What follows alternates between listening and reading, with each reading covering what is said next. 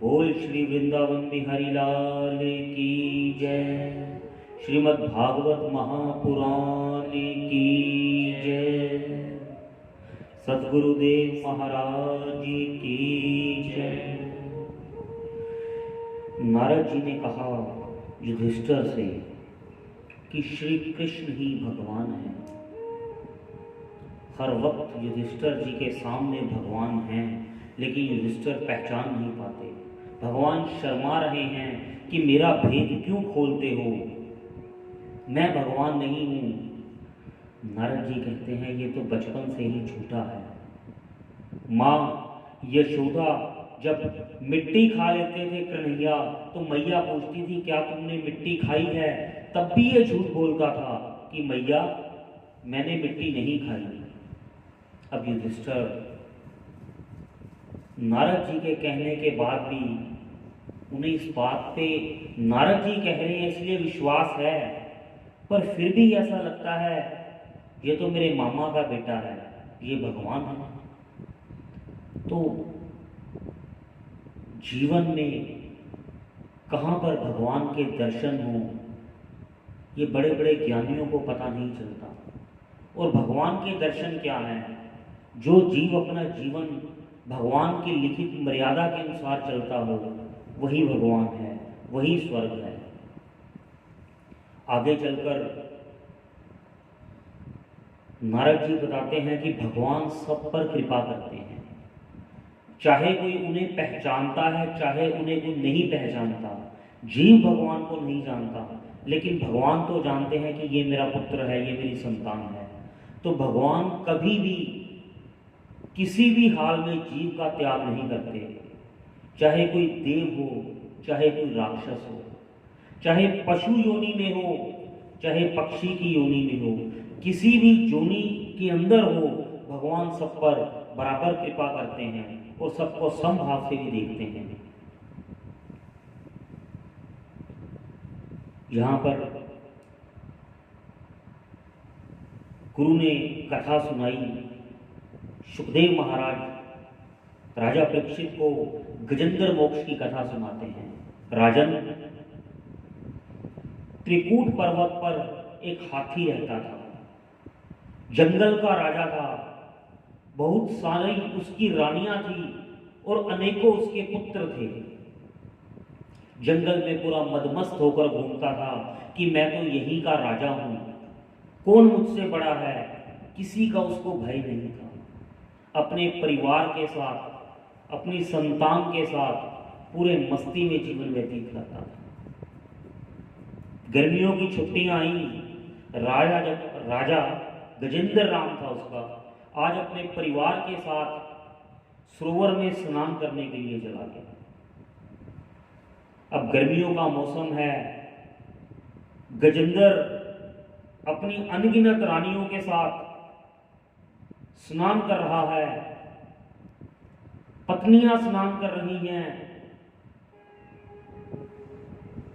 पुत्र स्नान कर रहे हैं, बड़ा आनंद ले रहे हैं, एक दूसरे के ऊपर पानी मार रहे हैं, सूंड से पानी मार रहे हैं, मलमल के कभी अपने बच्चों को धोता है कभी अपनी पत्नियों को धोता है। मदमस्त हुआ हाथी स्नान कर रहा है। करते करते गजेंद्र को ये लगा कि मेरा पांव किसी नीचे से जल के जीव ने पकड़ लिया है, पर उसे कोई भय नहीं है। उसे लगा कोई मजाक कर रहा है, उसे अभी मेरे बारे में पता नहीं मैं कौन हूं। मैं राजा हूं, राजा, इतना बलशाली, इतना बड़ा मेरा साम्राज्य है। जैसे इसको पता चलेगा ना इसने किसका पांव पकड़ा है, अपने आप छोड़ देगा, अपने नहाने में मस्त है। जैसे जैसे समय बीतता गया, अब हाथी का पांव पकड़ा है ग्राह ने, मगरमच्छ ने। धीरे धीरे हाथी को वो नीचे जल की ओर अपनी ओर खींचता है। अब उसे लगा ये तो कोई बड़ा जीव है, अपना पांव छुड़ाने का प्रयास करता है। कितनी देर प्रयास करने के बाद भी ग्राह ने उसका पांव नहीं छोड़ा और धीरे धीरे वो पानी के अंदर घुसता जा रहा है। तब अपनी पत्नियों को मदद के लिए याद करता है, देवी आओ मेरी मदद करो, मुझे कोई जीव नीचे की ओर खींच रहा है, मैं डूब रहा हूँ। सभी पत्नियां सूंड में सूंड फंसाकर उसको ऊपर खींचती हैं, लेकिन फिर भी जल के अंदर जल के जीव का बल इतना है कि हाथी के बल काम नहीं आ रहा। बड़ा प्रयास करती हैं, पुत्र भी साथ में मदद करने लग जाते हैं, लेकिन आज हाथी जल के अंदर धंसता ही जा रहा है। अब हाथी भयभीत होता है कि लगता है आज तो जीवन का अंत पास आ गया। जब बिल्कुल हाथी डूबने वाला हो गया तो एक एक करके उसकी पत्नियों ने भी अपनी सूंड पीछे कर ली। यदि हमने इसको पकड़े रखा तो इसके साथ हमें भी डूबना पड़ेगा। धीरे धीरे एक एक करके पुत्र ने भी उसका साथ छोड़ दिया कि हम पिताजी आपकी मदद तो कर सकते हैं, अपना पूरा जोर लगा सकते हैं, परंतु पिताजी आपके साथ हम जा नहीं सकते। पत्नियों ने पूरी मदद की, पुत्रों ने पूरी मदद की, लेकिन हाथी जल के अंदर डूबता ही जा रहा है, डूबता ही जा रहा है। अंत में हाथी अकेला रह गया। हाथी बिल्कुल अकेला है। जब अपना बल काम नहीं आया, तप का बल काम नहीं आया, परिवार का बल काम नहीं आया, अब हाथी को याद आती है भगवान की। जिसने राज मद के अंदर कभी भगवान का नाम ना लिया हो, अब उसे ये भी नहीं पता कि कौन से भगवान को याद करो। ऐसा मद परिवार का, ऐसा मद स्त्री का कि उसको ये भी नहीं पता कि मुझे किसको याद करना है। फिर भी अपने मन में स्तुति करता है, हे परमात्मा, सबको जीवन दान देने वाले परमात्मा मुझ पर कृपा करो, सबके ऊपर कृपा करने वाले परमात्मा मेरी मदद करो। अलग अलग तरह की स्तुतियां करता है, लेकिन किसी भी स्तुति में किसी भी भगवान का नाम नहीं है। हर तरफ आसमान में देवी देवता, करोड़ों देवी देवता इकट्ठे हो जाते हैं, ये हमारा नाम ले तो हम इसकी मदद करें, क्योंकि अंत समय में वो स्तुति कर रहा है। देवी कहती है, ये एक बार जय जगदम्बा कह दे मैं इसकी मदद कर दूं। भगवान शिव कहते हैं बम बम भी कह दे तो मैं इसकी मदद के लिए चला जाऊं। लेकिन जिसका कोई नहीं है उसके नारायण है। अब भगवान नारायण श्री कृष्ण तभी उठकर जाते हैं कि जिसका कोई आधार नहीं है स्तुति का, उसका आधार मैं ही हूं। अब भगवान गरुड़ को बुलाते हैं, गरुड़ आओ, गजेंद्र को बचाना है। गरुड़ के ऊपर भगवान बैठने लगते हैं। भगवान आज देखते हैं कि गरुड़ में भी अहंकार है। गरुड़ सोचता है जब भी भगवान को कोई भी कार्य होता है, भगवान मेरे को याद करते हैं, मैं ही इनके सारे काम करता हूं। अब भगवान अपने भक्त का कभी भी घमंड अहंकार रहने नहीं देते। अहंकार इसलिए नहीं रहने देते, यदि मेरे भक्त के अंदर, मेरे सेवक में जरा सा भी अहंकार रह गया तो यही इसकी मुक्ति के मार्ग के अंदर बाधा बन जाएगा। भगवान अहंकार तोड़ते हैं तो भी कृपा के लिए। जीव जब अहंकार तोड़ता है तो अपना अहंकार बढ़ाने के लिए। जब कोई दूसरा व्यक्ति हमें कहता है ना कि मैं तेरा ये कर दूंगा, तो हम उसको समझाने के लिए और बलवान होने का प्रयास नहीं करते, हम उसको नीचा दिखाने के लिए और अपने बल को ऊंचा दिखाने के लिए प्रयास करते हैं। यही जीव और परमात्मा में अंतर है। परमात्मा अपने भक्त का अहंकार भी तोड़ते हैं केवल उसके कल्याण के लिए। भगवान अपनी एक उंगली गरुड़ जी के ऊपर रख देते हैं और कहते हैं उड़।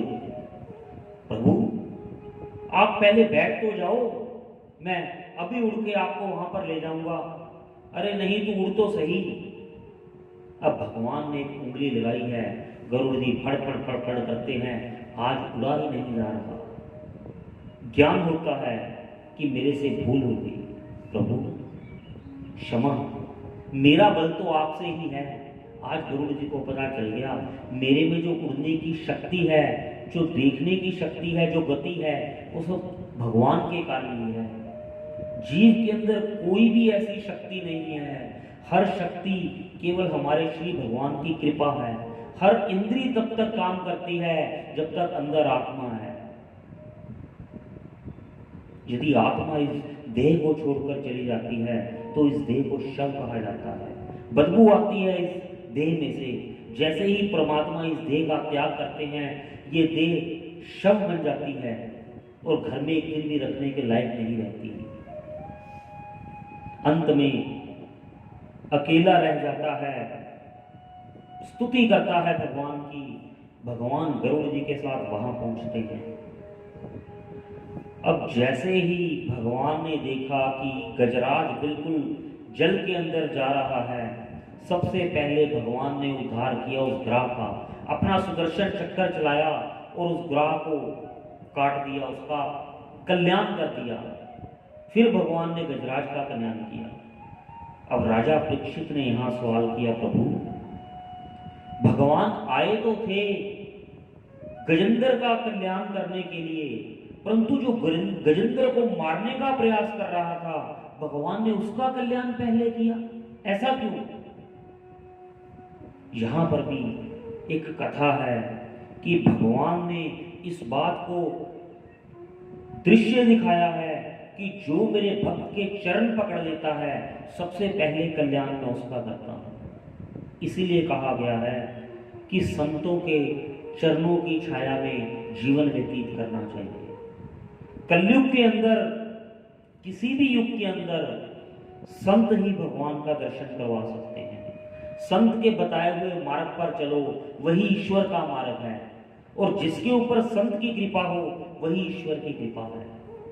तो जो मेरे भक्त का पांव पकड़ता है, सबसे पहले भगवान ने उसकी मुक्ति की, उसके बाद भगवान ने गजेंद्र की मुक्ति की। गजेंद्र ने भगवान, जैसे ही उसने चतुर्भुज भगवान को गरुड़ जी के ऊपर आते देखा, गजेंद्र ने अपनी सूंड से सरोवर में एक कमल खिला हुआ था, वहां से उठाकर भगवान को अर्पित करता है, हे प्रभु इस कमल को स्वीकार करो। भगवान ने उसकी भक्ति को, उसके भाव को स्वीकार किया। भगवान वो जो सारी सृष्टि को चलाने वाले हैं। कथा से सूत्र समझने वाली बात है। भगवान सारी सृष्टि को, सारे ब्रह्मांड को चलाने वाले हैं, और वो बिना नाम लिए वहां पर आ गए। और जीव जिसके पास छोटा सा भी पद आ जाए, अगर महफिल में अंदर उसका नाम नहीं ना लिया जाता, वो वहां जाता नहीं, मुझे सम्मान नहीं मिला। और जो सही में सम्मान के योग्य हैं, जो इस सृष्टि को चलाने वाले हैं, हम सबको जीवन देने वाले हैं, हमारा पालन पोषण करने वाले हैं, उन्हें किसी नाम की आवश्यकता नहीं है। ये भगवान है। और जीव पता नहीं कौन से अहंकार में घूमता है कि मेरा नाम नहीं लिया गया, मैं वहां गया, मेरे को सम्मान नहीं मिला, जहां मेरा नाम नहीं लिया गया मैं वहां क्यों जाऊं? हाँ, अगर मुझसे कहते तो मैं कर देता, मुझसे इन्होंने पूछा ही नहीं। इतनी मैं इस जीव के अंदर है, जिसकी 2 पल का पता नहीं कब चले जाना है, और ऐसी मैं है। गजेंद्र का भगवान ने कल्याण किया, गजेंद्र का मोक्ष हुआ। ये कथा गजेंद्र मोक्ष हमें क्या ज्ञान देती है? भागवत की हर एक कथा कोई बहुत बड़ा ज्ञान देने के लिए व्यास जी ने रची है कि इस जीव को किसी ना किसी तरह कोई ऐसी बात मैं कह दूं जिससे इसको समझ आ जाए। गजेंद्र हम ही हैं, और ये सारा परिवार, हमारा व्यापार, ये सब हमें मुंह में जकड़ा हुआ है। ग्राह काल है, एक एक पल बीतता जाता है, हमारी आयु घटती जा रही है। कोई ऐसा क्षण नहीं जब हम अपनी मृत्यु की ओर अग्रसर नहीं हैं, परंतु जीव ऐसा परिवार के मोह में, धन के मोह में, संतान के मोह में ऐसा पागल हुआ है, ऐसा भूल जाता है कि उसकी मृत्यु भी कभी आएगी। एक एक पांव जब गजराज का नीचे जाता है, हमें भी भगवान सूचित करते हैं। गजराज को अंत समय तक नहीं पता चला कि मैं मरने वाला हूं। पहले अपना बल लगाता रहा, फिर पत्नियों के बल पे खड़ा रहा, फिर संतान के लिए खड़ा रहा, और ये जीव हमारी पहले नेत्र कमजोर होते हैं, सुनने की शक्ति कमजोर होती है, कई कई बार तो बोलने की शक्ति कम हो जाती है, गोडे दुखने शुरू हो जाते हैं। भगवान एक एक चीज से संकेत देते हैं कि तू मृत्यु की ओर जा रहा है, अरे अब तो जाग जा, क्यों इस माया में फंसा हुआ है? सारा दिन पुत्र पुत्र पुत्र, भोजन खाना पीना, और ये ध्यान नहीं है कि एक एक इंद्रिय काम करना छोड़ गई है। संकेत है ये भगवान का कि आयु कम होती जा रही है, हरिनाम की तरफ ध्यान दो। लेकिन जीव को समझ नहीं आती, वो ऐसा माया के मोह में पागल है, वो ये भूल जाता है कि शायद मुझे कभी जाना नहीं है। धन का मत, परिवार का मत जीव को अभिमानी बना देता है। काल ही ग्रह है, एक एक इंद्रियां सूचित करती है कि अब हम जाने वाले हैं, पर जीव मानने को तैयार ही नहीं है। और अंत में जब हॉस्पिटल में हम पड़े होते हैं ना, अंतिम सांसें गिनते हैं, आप कोई आदमी 2-3 महीने हॉस्पिटल में एडमिट हो जाए, कोमा में चला जाए, पहले दिन हॉस्पिटल में 20 लोग जाते हैं पता लेने के लिए, जैसे जैसे दिन बढ़ते जाते हैं एक आधा व्यक्ति रह जाता है हॉस्पिटल में, कई बार तो नौकरी चले जाते हैं, परिवार छोड़ देता है। जैसे ही परिवार को समझ आ जाती है कि अभी ये जाने वाला है, सब छोड़ देते हैं। सबने अपने जीवन में इस चीज को जरूर देखा है, और फिर वो आईसीयू के अंदर बैठा हमारे जैसा व्यक्ति सोचता है, तब उसे भगवान याद आता है। जिसने बाल्य अवस्था से ही भक्ति की हो, उसका तो मन फिर भी हरि नाम में लग जाएगा, वो स्तुति कर लेगा अपने प्रभु की, जिस भी मंत्र को वो याद करता है। लेकिन जिस जीव ने बाल अवस्था में, युवा अवस्था में कभी नाम ना लिया हो, तो वृद्ध अवस्था में उसका भी हाल गजराज वाला होता है। उसको ये भी नहीं पता लगता कि कौन से ईश्वर की स्तुति करूं, किसका नाम लेके स्तुति करूं। फिर वो यही कहता है कि हे भगवान, आप सब पर कृपा करते हो, आज मेरे पे भी कृपा करो, मैं दर्द से तड़प रहा हूं, मुझे मोक्ष दिलाओ, मुझे मुक्ति दिलाओ, इस देह से छुटकारा दिलाओ। ये जीव की दशा है। और ईश्वर इतने दयालु हैं, कृपा करने फिर भी आते हैं। सौंदर्य चला जाता है, संकेत देता है कि अब जाने वाला वक्त है, पर जीव संसार छोड़कर जाएगा, ये बात जानता है पर मानता नहीं। उसे लगता है जाना तो है, पर अभी नहीं, अभी समय है, पल की खबर नहीं है। और सोचते हम ऐसा है, जाना तो है पर अभी हमारा वक्त नहीं आया। क्या किसी जीव को पहले पता लगा है कि उसका वक्त आ गया, फिर भी ये सोचता है कि अभी मेरा वक्त नहीं आया?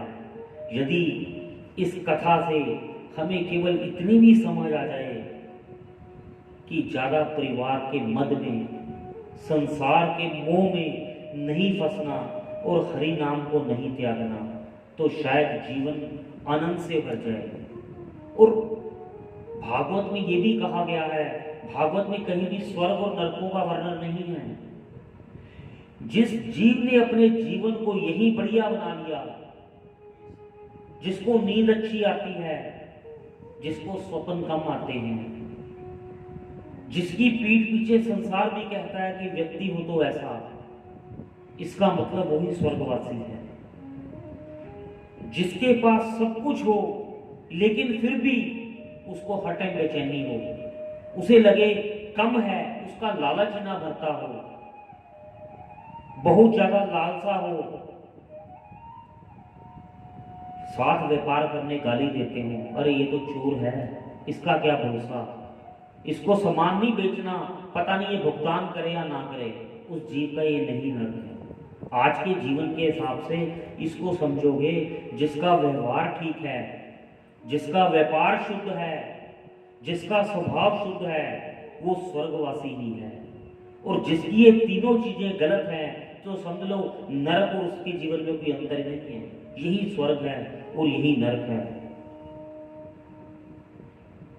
केवल निस्वार्थ प्रेम ही जीव के साथ जाता है, इस कथा से हमें यही शिक्षा मिलती है। इसके बाद छठे मनवंतर में समुद्र से अमृत मिला। अमृत का कलश लेकर धन्वंतरी जी आए और उसको भगवान ने देवताओं को पिलाया मोहिनी रूप लेकर। राजा परीक्षित ने यहां प्रश्न किया, गुरुदेव समुद्र मंथन कैसे किया, क्यों किया गया था, और भगवान ने उसमें से अगर अमृत निकला तो देवताओं को ही क्यों पिलाया?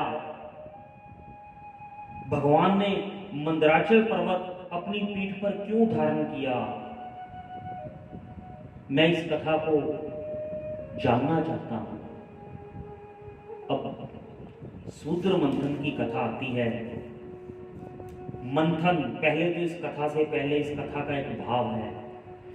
मंथन से अर्थ है कि जीव का मंथन। समुद्र का मंथन जब होता है, उसमें से अमृत निकला, विष निकला, बहुत सी सामग्री निकली, ऐरावत हाथी निकला, उच्छ्रवा घोड़ा निकला, और जीव अपने मन का मंथन करता है, वहां से भी सब कुछ निकलता है। इस कथा से अभिप्राय जीव के मन के मंथन से ही है। यदि कभी एकांत में बैठकर जीव अपने मन का मंथन करता है, तब उसको पता चलेगा कि उसकी दृष्टि और उसके विचार कहां पर हैं।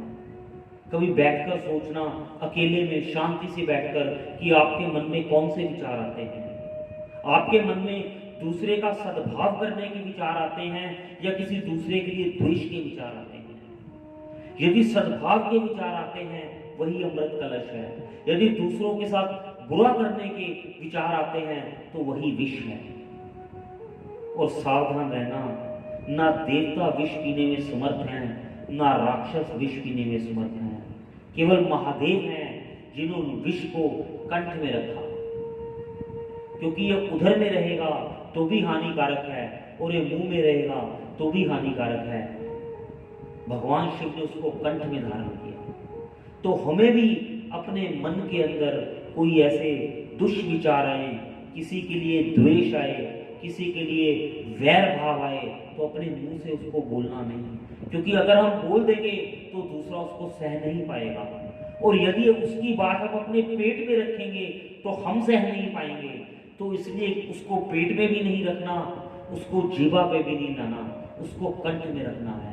अर्थात सारे संसार को देखते हुए कोई अच्छा, कोई बुरा, कोई आपसे कैसा भी व्यवहार करे, आपने कंठ में रखना है, समभाव से जीवन जीना है। मंथन इसी को कहा गया है।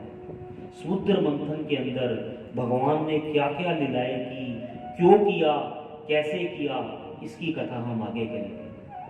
नारायण नारायण श्रीमन नारायण नारायण नारायण श्रीमन नारायण नारायण नारायण